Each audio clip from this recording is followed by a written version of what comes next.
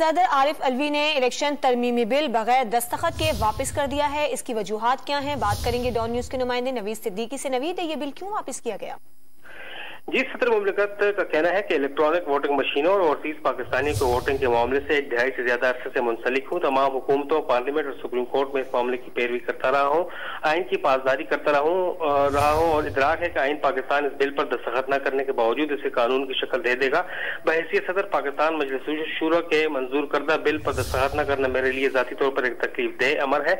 आइंदा आने वाली नस्लों के लिए अपने दलाइल और ख्यालात का बंद करना चाहता हूँ। मुजवजा कवानीन की नौयत रुजत पसंदाना है। टेक्नोलॉजी खास तौर पर ईवीएम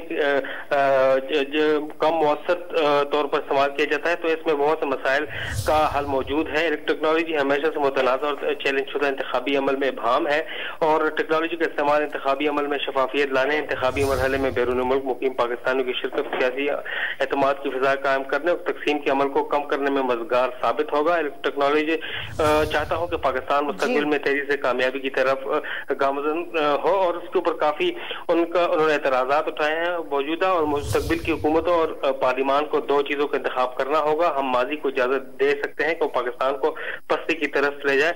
माजी के तजुर्बात और आज की टेक्नोलॉजी को बरूकार लाते हुए हम पाकिस्तान के रोशन, तरक्की पसंद और मुतहर्रिक मुस्तकबिल का ख्वाब शर्मिंदा ताबीर कर सकते हैं। इस तरह के बहुत से मुश्किल फैसलों का हमें मुस्तकबिल में भी सामना करना पड़ता रहेगा। ये करना है सदर मुमलिकत का। बहुत शुक्रिया आपका।